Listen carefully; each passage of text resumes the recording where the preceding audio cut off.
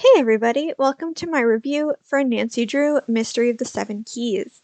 This game was released almost a week ago as of me recording this video, and I've now played it a total of 3 times, and I have a lot of thoughts about this game, so here I am putting them in a video. A little context about me: I've been playing Nancy Drew games since 2006, so it's been almost 18 years that I've been playing these games. I've played all but 3 of the games, one of which is discontinued, and the ones that I own I've played many times over. So I love this series, and I do hold a lot of nostalgia for the old games, but I'm also trying really hard to be positive about this new era of Nancy Drew games, so I'm going to try and give it a fair review even though it's changed a lot of things from the game series that I know and love. Fair warning, I will discuss spoilers later in the video, but not yet. First, I'm going to give a general spoiler-free review of the game. The biggest change that came with 7 Keys is the new game mode.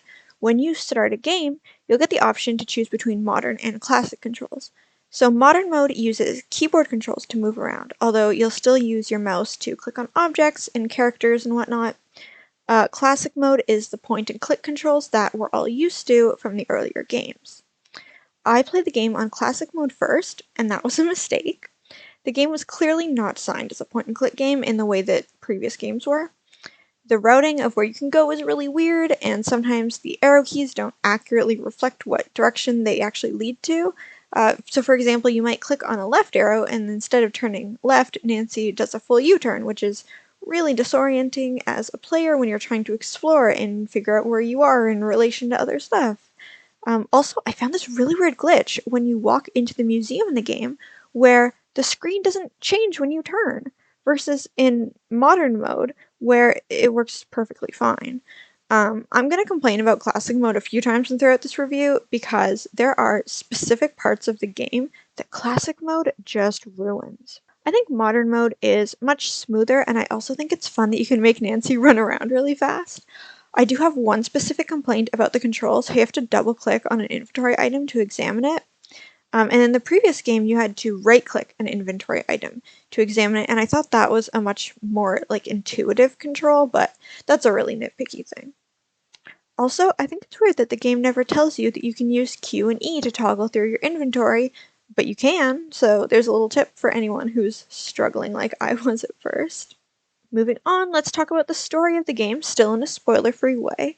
I really like the story of this game, actually, because for a long time, people complained that the games all had unrealistic storylines where Nancy came in to investigate a mystery, and then for no reason, she would start going on some ancient treasure hunt related to the history of whatever location she's visiting in the game. And in this game, we still have a mystery and treasure hunt related to the history of Prague, but they're actually really well intertwined, and Nancy even explains to her client why this treasure hunt is relevant to the mystery. That's a pretty big step forward from a lot of the older games, and I think the history of Prague is so well used in the mystery and in the puzzles. Generally, I think all of the ideas for this game are excellent. The execution is not always excellent, but the story of the game is one place where I do really think it worked. Now let's talk about the music. The first 32 games all had one thing in common: the soundtracks were remarkable. The game music always tied in perfectly with these beautiful locations to create an ambiance like nothing I've ever seen in any other game. That's probably why I have so much nostalgia for the old Nancy Drew games, because even if the puzzles or the mystery fell short, the ambiance of the games always made them feel so comfortable, and I don't think the new team realizes how important the music was to these games. The music in 7 Keys is just there. To me, it feels like generic mystery music that just loops over and over again. None of the songs really stood out to me, and that's probably why I feel like the vibe of the old games isn't here. Now, this is coming from someone who will sit down and listen to an entire playlist of Nancy Drew music, but I think if HerInteractive is going to bring back anybody from the old team, it should be the person who composed the music. Alright, now that we've gone over the most important elements of the game, I'll just briefly mention all the other general things I noticed. I think the locations are beautiful. There are a lot of references to older games, which I appreciate. I gotta have some torque. And there's even a Game Grumps reference! I think that there are a good amount of fun puzzles, and some of them are even a step up from the earlier games. And I think that the cast of characters is on par with most of the later games in the series, meaning like post Game 20. I think that the very early games had much more interesting characters anyway compared to the later ones. This game has some good characters, but they're not like iconic, and mostly they're just okay. The voice acting is fine, but sometimes there are these long pauses between dialogue lines that just ruin the flow of the conversation, and I find that really annoying. Generally, for Mystery of the Seven Keys, I'd say it's a pretty good installment in the series. I know we as fans like to look back on the early games with rose-tinted glasses, but let's be honest, HerInteractive has produced some flops in the past. In my opinion, The Shattered Medallion and Labyrinth of Lies in particular were bad mysteries. The new game, Mystery of the Seven Keys, is better than both of those games, and I'd rank it above some of the other games too, like Secret of the Old Clock, Secrets Can Kill, Trail of the Twister, Tomb of the Lost Queen, and definitely Midnight in Salem. I'd say that Mystery of the Seven Keys ranks above all those games, which still leaves a good 20 older games that I prefer, but I mean, it would take a masterpiece to beat the games that I grew up with, that I constantly looked forward to playing after school. If I had to rate this game, I'd give it about a 7 out of 10. It could be higher if it had good music. It's not going to be a favorite, but as a comeback, it doesn't fall short of the entire series like Midnight in Salem sort of did. Although I think they're both, meaning Seven Keys and Midnight in Salem, are better than Ransom of the Seven Ships. Seriously, how can you have a mystery game with one suspect? Now I'm going to start going into a little more detail about the game itself, and I'm going to do a deep dive into the characters and all the different puzzles you can do throughout the game, so from this point on, the review will no longer be spoiler free.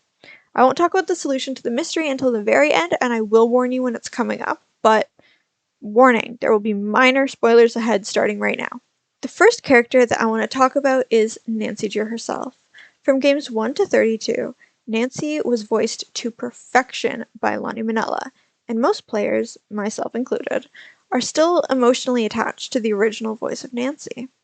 There's been a lot of criticism about the new voice actress, Brittany Cox, who also played Ingrid in Fire Emblem Three Houses, by the way. That was a jump scare for me. I think Brittany did a great job in Fire Emblem, and she's a super talented voice actress, but I kind of agree with the people who say she doesn't feel like Nancy, but I don't actually think that's Brittany's fault at all.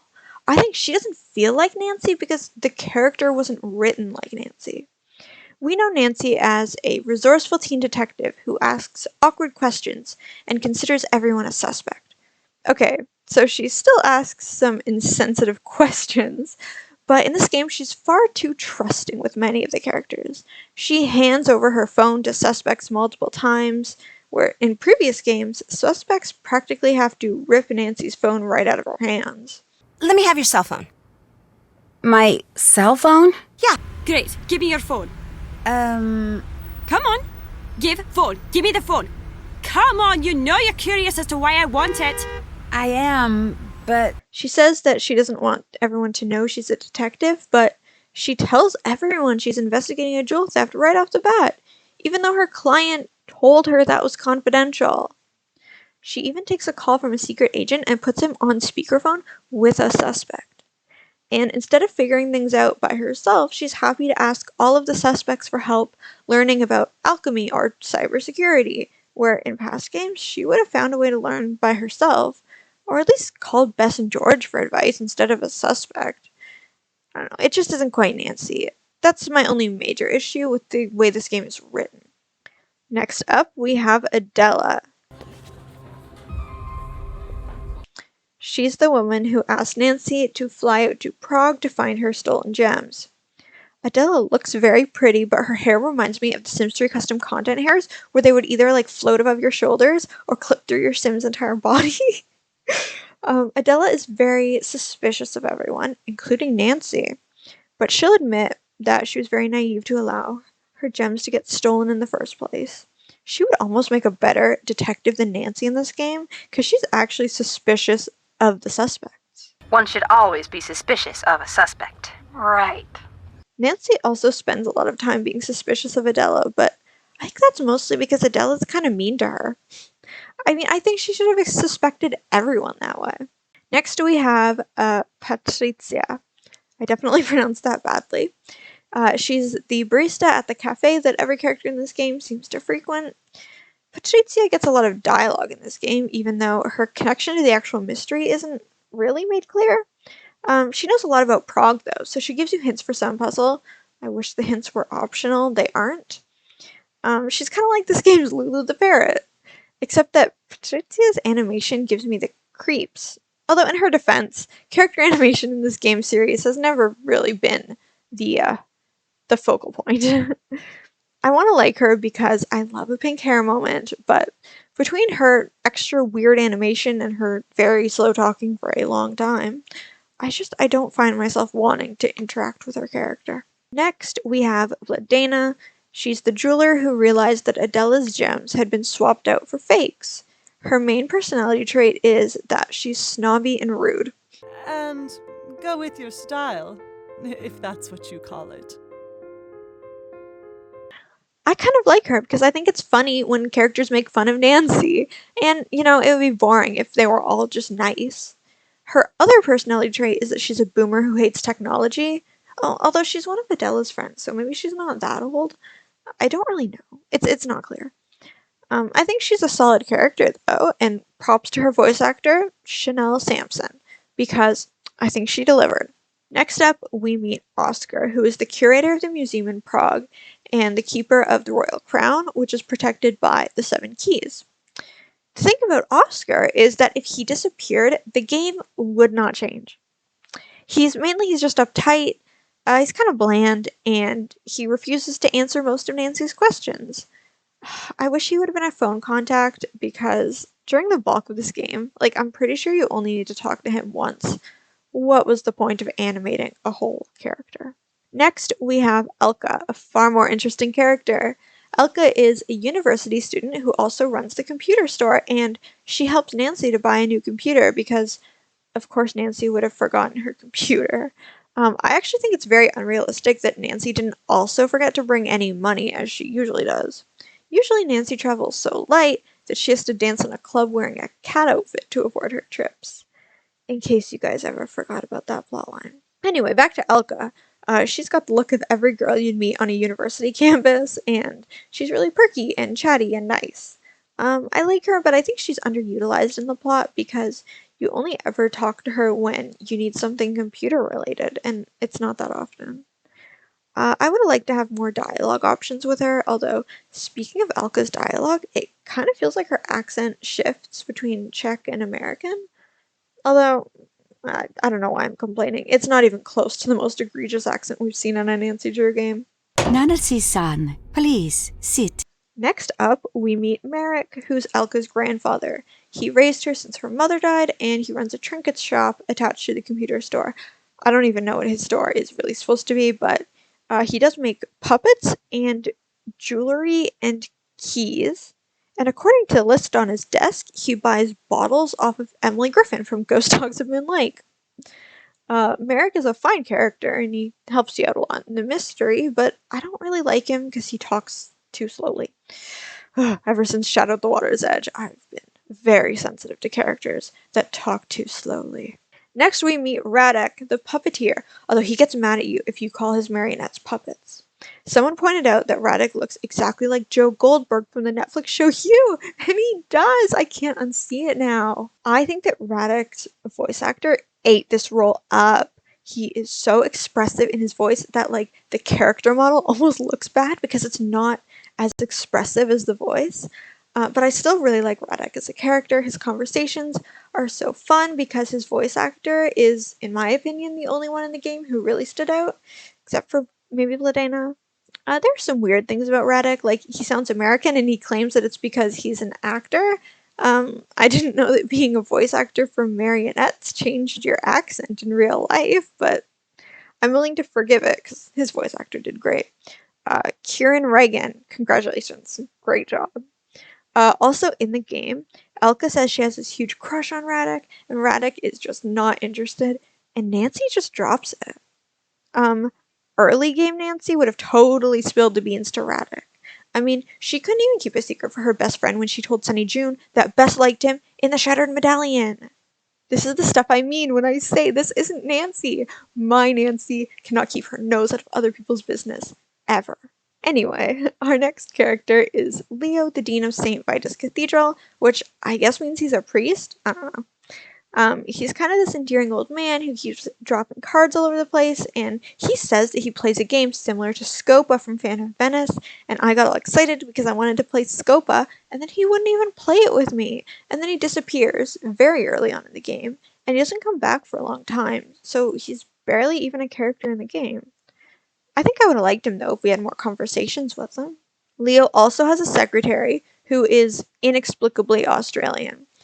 He's barely in the game, and he only exists during this weird plotline where Oscar is trying to get a meeting with Leo, and this Australian secretary won't let him in. I honestly don't even know what the point of that plotline was, but it means I get to drag my favorite Australian into this to review the accent. Okay, she says that does sound like a real Australian voice actor, but he's got this nasally quality that's like a Bogan accent, but his pronunciation is more refined and like sometimes almost British. So he's probably an Australian VA who's exaggerating his accent for the game. We think. Alright, case closed. We solved 2 mysteries today. Finally, in this game, we have some phone contacts. We have Carson Drew, who ignores your calls the entire game. Rude. In order to get information from him, you have to go through Ned, Nancy's boyfriend, who was famously implied to be cheating on her in Midnight in Salem before they repair their relationship. Apparently that plotline was very unpopular because this game completely drops it. Instead, Nancy and Ned constantly reiterate how they're communicating well and checking in on each other, and I don't care about Ned, just let me get back to the mystery. Whew. Also, Ned's conversations are really strange because sometimes they don't make sense if you go through the dialogue options out of order, which is such a weird oversight because I don't think that happens with any other character. Also, you can call Frank and Joe Hardy, who are barely in the game and kind of only exist to introduce you to this guy called Agent Zane Garrett. This secret agent promises to come to Prague and help you, but of course, Nancy's going to solve the mystery by herself before he ever gets there, so he's kind of useless. In the early games, you could always call your friends to chat, have funny banter, and sometimes ask for a hint, but in this game, you can only call your friends when the plot demands it. So on Amateur Sleuth mode, that means you call your friends when the task list tells you to, but on Master Sleuth mode, there's no task list, and I didn't always know when I was supposed to call people. And you know what? It made me a bit sad to keep calling my friends, and they never picked up because the plot says we're not supposed to talk yet. I just miss the optional, fun little friend conversations, but most of all, I miss Bess and George. We haven't gotten them in a game for so long. The last time we saw them was The Shattered Medallion, which you might remember. I hate that game. I want the old Bess and George back so bad. I don't care about this, like, Ned versus Frank shipping war. Just let Nancy hang out with her girls. Okay, now it's time for me to walk through all the various puzzles and mini games in this game. The first thing that I'm considering as a puzzle is the little tutorial at the beginning of the game where you have to send a postcard to Ned. I like this as a tutorial because, like I said in the beginning, the inventory controls are really unintuitive to me, and this would have been a great place to mention that you can use Q and E. So, now I'm wondering what other controls that I've completely ignored. The next puzzle in the game is when Nancy gets this locked file from an unknown number, which will eventually lead her to unlock a hidden book in the cafe. This is technically like 3 puzzles in one, but I love all of them. To open the file, there's like this word and number association kind of puzzle, and to open up the book, there's a direction and number association thing, and I really enjoy those kind of puzzles, like pattern recognition. I thought it was just challenging enough to be fun the first time, although it doesn't really have a lot of replayability value once you know the solution. Next, we have the barista minigame. Who doesn't love a good food minigame? So in order to unlock the barista game, you have to find all the missing pieces of Patrizia's coffee machine and also her recipe book. Speaking of the recipe book, I once again pulled in my favorite Australian to comment on the accuracy of these recipes. The verdict is that the recipes are mostly accurate, except the difference between a cappuccino, a latte, and a flat white has more to do with the amount of foam in the milk than the quantity of milk. But you know what? I forgive this game for not forcing us to create the perfect amount of foam while we steamed our milk. The barista game is really fun, and it also comes with a second minigame whenever you serve a drink that has steamed milk, where you get to draw latte art. So a lot of people seem to really hate the latte art minigame, but I don't know, I thought it was fine. It was much better than the very similar katakana minigame from Shadow at the Water's Edge. That's not how it's supposed to look. Whoops! Another mistake. No! I wouldn't play the latte art game if you're using like a trackpad on your laptop though, like that would be impossible. Next, we go to the marionette show, and we get to help Radek run the show. This is a puzzle where each part of the scene is shown to you, and you have to choose the correct puppet dialogue and prop for each part. I think this is a really fun game, and it feels like a classic Nancy Drew puzzle. This is actually one of my favorites in the game, and as Nancy says afterwards, This would be fun to do again. it's a bit presumptuous of the game developers to say that the minigame is fun, but I mean, they're right. I wish we did get to play it again, but we don't. Next up, I'll talk about snooping around on other people's desks as a minigame. We get to do that multiple times throughout the game. You basically move things around to find clues in people's personal stuff. It's a fine minigame, but I wish the payoff for snooping was more interesting or, like, incriminating. In the older games, whenever you'd take the risk of looking through people's belongings, you'd be rewarded with some kind of juicy information they didn't want you to know. But in this game, you get a lot of nonsense items, like, why is Merrick's desk full of Easter eggs? Next, we have the cybersecurity puzzle, which Elka teaches us how to use. I don't know exactly what this puzzle is supposed to represent, but I don't care. It's really fun, and it's challenging. You have to push around these blocks to get all the data you need and get to the exit in a limited number of actions. It's very classic Nancy Drew, and I like it, which is good because you have to do the puzzle at least 3 times throughout the game. I'd even be happy if there was more of it. It could be like an optional game, like the electrical circuit minigame in Trail of the Twister, where you can play them infinitely. At least that's how I play Trail of the Twister, because it's the only minigame I like in that game. Next up, we have the photo tile puzzle. I don't actually know what to call this one, because it's sort of like a slider puzzle, except way less complicated. It actually kind of made me miss the slider puzzles in the old games, even though I never liked them. Anyway, we have to do this puzzle twice, because the first time you do it, you get a massive jump scare that interrupts you. Oh, that's cool. No, I hate it. The puzzle itself is just kind of fine. The jump scare is ridiculous. Next, we have the safe cracking puzzle, where Vladena challenges you to crack the safe in her jewelry store while she isn't there. Super normal thing to do in a jewelry store. This puzzle involves finding these little pieces and assembling the key that solves the puzzle, and then you have to use a gem chart to find the combination to the safe. There are some really confusing documents on Vladena's desk that tell you how to crunch the numbers in the chart, but if you can make sense of these papers, I don't know, you're better than me. This was the first puzzle that I actually just cheated on because I interpreted these papers in like 5 different ways and all of those were wrong. Yeah, so I really don't like this puzzle because it's so confusing to me. And also, when you come into Vladena's shop before this puzzle, you can still see the pieces of the key, and then it shows like you can click on them, but then nothing happens when you click on them too early, and so I got really worried that my game had glitched out. I just think if the mouse shows you can interact with something, then something should happen when you click on it, that's all. After breaking into the safe, we get this document, and there's a mini puzzle where you have to compare it to the digital document. I think in an early Nancy Drew game, she would have just yelled out, "The data's wrong!" without just making us click on all these things. I don't know. It's nice to make it interactive, I guess, but it doesn't add that much to the game. Next up, we go to Leo's office, and we have to do the wall panel puzzle, where we rearrange all these blocks on the wall, and I hate this one. I hate this puzzle. There are clues on the wall about where each block should go. It's kind of like Bento from Shadow at the Water's Edge, which I actually love, except in this game, you have to use random guess and check to finish the puzzle.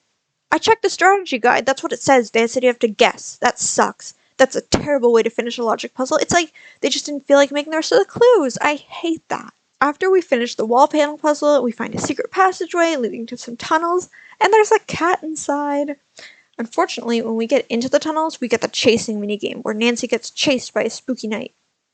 If you value your sanity even a little bit, play this part on modern mode.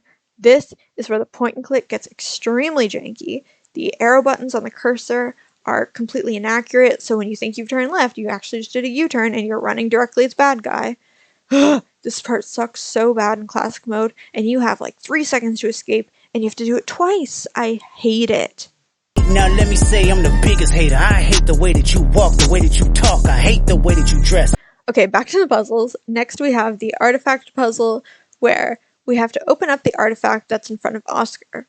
This is really 2 puzzles, because like first you have to do this Kepler's Law puzzle, which I think this puzzle is kind of silly, but the clue is right there, so I can't complain too much about it. The other one is lining up all the correct pictures based on the clues that are around the city, and also this poem on Vladina's wall. It's a fine puzzle, but I don't think it's clear that you're supposed to check out all the alchemy symbols here. I don't know, I just think the game could have done a better job like connecting the clues. It just feels sort of random to me. I don't know. I don't think it's a really fun puzzle. Next up, we have the trunk puzzle, where first we do a classic random combination lock, which is fine, and then we have to spin around these gems in this trunk to get them in the correct order. I think it's a good idea for a puzzle, but I think it should have been a bit more challenging. Like, I feel like the earlier Nancy Drew games had puzzles that were similar to this, but more challenging. I don't know, it's a fine puzzle. Next, we have the light puzzle, where you have to put in 2, 3, or 4-way like tube thingies to light up this entire board.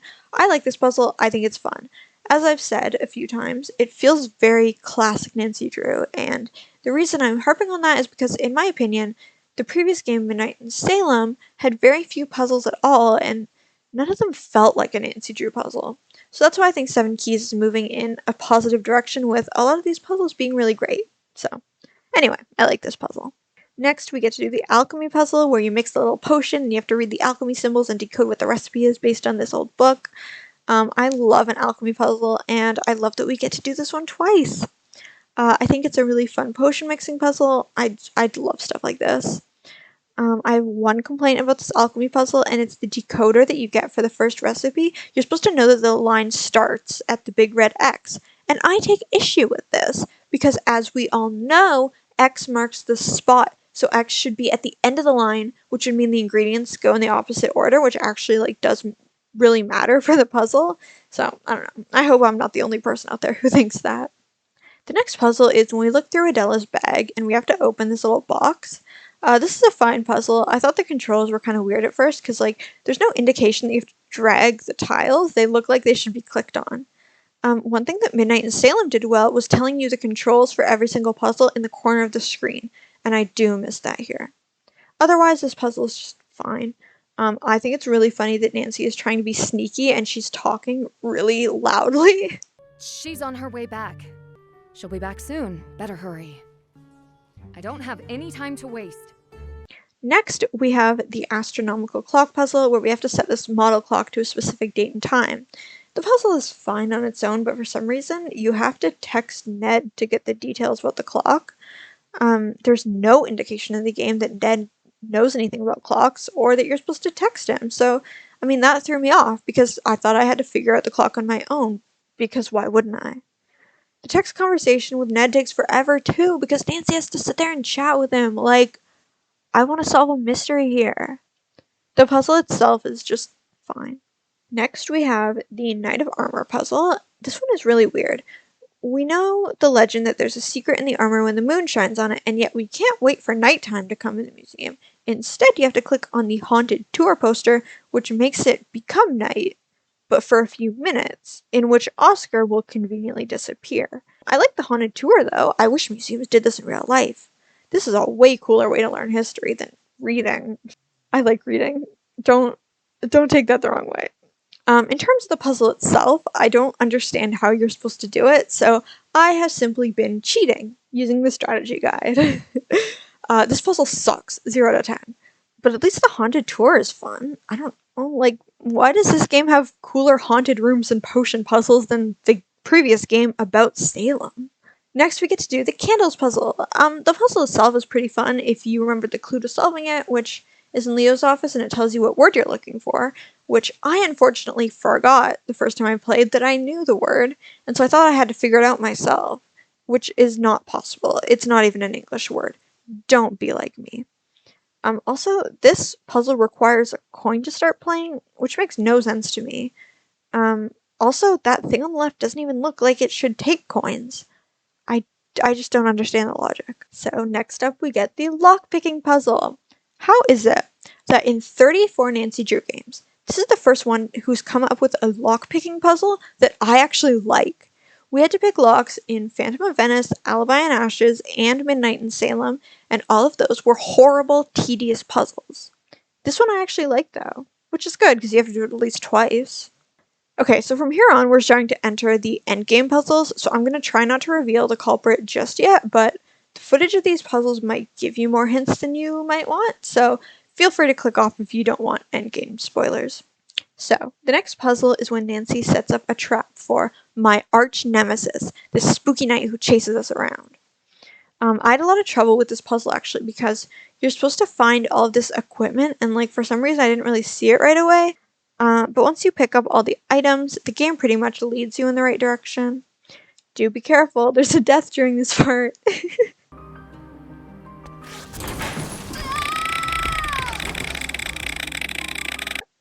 Next up is the key sorting puzzle where you have to match up these gems and the weight of each of the 7 keys. Basically, it's a logic puzzle, except one of the weights is unknown because you can see the ink bled. And that means it's another logic puzzle that ends in guesswork, which I do not agree with in a puzzle. I think they should be solvable by logic and just logic. At least this one is far less aggravating than the stupid wall panel puzzle that I hate. So, I give the key puzzle a pass. In the next minigame, we have to use a tracking device to follow our culprit. Don't worry, we're not actually going to see them on the screen yet. This is the one and only minigame that is easier on classic mode than modern, and that's because you have to stand in the exact right spot to activate the next checkpoint on the tracker. It's kind of irritating. In classic mode, because it's point and click, there are only so many different screens that you can click to, but on modern mode, this game makes me move back and forth so much, like Nancy probably looks really goofy. I don't know, I still think it's a pretty good puzzle. Next we have the vault puzzle, where we actually have to use the 7 keys by putting them all into the correct keyholes and turning them in the correct order. So this is a pretty fun puzzle to me because it's all about using alchemy symbols and planetary symbols, and I love that. I'm pretty sure Blackmore Manor changed my brain chemistry forever. However, I do disagree with the puzzle solution because lead shares an alchemy symbol with Saturn, who is the god of time. So I think that the lead key should go in the keyhole with the hourglass. That makes so much more sense. But no, the hourglass is apparently associated with Pluto, the god of death. I think an hourglass represents time more than it represents death. Whatever, it was still a fun puzzle. I love to see a zodiac sign puzzle in a Nancy Drew game. Ugh, we're so back. Next, we have the electricity puzzle, where you have to turn these dials to move an unknown set of wires to make a path for the electricity to go through. I guess is the easiest way to explain that. I don't know, I don't have much to say about this puzzle. Besides that, I think it's a very classic Nancy Drew puzzle, again. Okay, spoiler alert, the next 2 puzzles definitely show the culprit at least a little bit, so look away if you want to, and I promise I won't say who it is out loud. The next puzzle is the crown puzzle, where you have to use the royal crown to set a trap for the culprit. And it's time for me to be a hater again. This puzzle needs some kind of explanation. You have to put the jewels on and rotate them by right-clicking them, which I learned from the strategy guide because it doesn't indicate the controls on screen. Even Midnight in Salem at least told me the controls. And then you have to set your trap while the culprit's field of vision is elsewhere. I don't know. I think I'm stupid because I didn't even realize that there was a field of vision like shown on the screen. Like, I don't know. The first time I played, I filtered it out of my brain or something. Please tell me I'm not the only one to do that. Okay, the last puzzle of the game is where you have to escape the vault by pushing on the candle holders in the correct order. It's basically like a guess and check puzzle, and it's pretty easy on modern mode, but on classic mode, it is horrible and frustrating, and the arrows don't make any sense, and you get disoriented, and you're lost in the room. I am advising everyone right now to play this game on modern mode. The point-and-click nostalgia is just not worth the frustration. Oh, at the end of the game, there's also a secret puzzle! So this puzzle triggered for me the 3rd time that I played the game, which luckily I was filming, because it didn't show up in my first 2 playthroughs, and I don't even know why. I think I even missed some dialogue options on the last playthrough, so I have no idea what triggers the puzzle. Anyway, you have to repair the necklace now that you've recovered all the gems, and it is harder than it looks because there's writing on the back, and you have to place all the gems so that like all the writing fits together. It was pretty challenging, but I thought it was a fun puzzle, and it's cool to have an alternate ending. Okay, the final puzzle that I'm going to talk about is the postcard puzzle, where you can take pictures of all the tourist attractions in Prague. So this is kind of just an ongoing puzzle throughout the game, but it's not mandatory, it's just for an achievement, which is why I am genuinely questioning who playtested this. Did anyone playtest this? Because it took me forever to figure this out. Oh, it's aggravating. You have to frame the photos exactly like how they're shown in the journal. There's like another hour of gameplay that I didn't record of me failing at this. So I just need to sit here and moan and complain about it for a minute. I don't know. It's just upsetting to me because I think it's a really great idea for a fun little achievement, but the execution is just so horrible. It's such a frustrating achievement to get. I did it. I suffered for it though. Alright, so now I would like to talk about the ending of the game, so this is your warning. I'm going to say who the culprit is and I'm going to discuss it. Okay, last warning. There are just mega spoilers ahead. So, the culprit is Vladina. That's who Nancy tracks to the alchemy lab where she tries to poison us, and then Nancy injures her by putting a taser in the ground. Okay, these are both kind of hilarious ways to attack someone. I don't know. I think the writers were cooking with these scenes. Like, this is great. Classic. Same energy as the culprit of ghost dogs when they hit us with a giant bone. That was funny. However, it turns out that Vladina is not the only culprit of this game. We also end up getting attacked by Elka. It turns out that Elka has been hacking everybody's phones and computers to falsify the records of these gems, while Vladina is the one who actually stole Adela's gems and tried to swap them out for the crown jewels. This was not the ending that I expected at all. I actually suspected Merrick, and if not him, I was suspecting Leo. So obviously I was wrong, but when I thought about it, like, the clues were all there. I don't know. I think the payoff for this mystery was pretty good. However, I do still have some questions, and I'm going to put them here, and so hopefully somebody has, like, some insight about this. First of all, we find all this evidence that Vladina was making fake gems in the alchemy lab before she gave up and just stole Adela's gems, so I'm wondering how she got in there, considering we only got in there using this key in the snow globe that Patrizia randomly gives us. You telling me? I don't recognize it. Also, the knight who killed me 20 times, my arch nemesis, my rival, turns out to be Radek? But he's not a culprit. He and Merrick were being manipulated anonymously by Elka to scare Nancy and get the keys. Okay, so why did Radek kill me so many times? I like Radek, and he's supposed to be a good guy.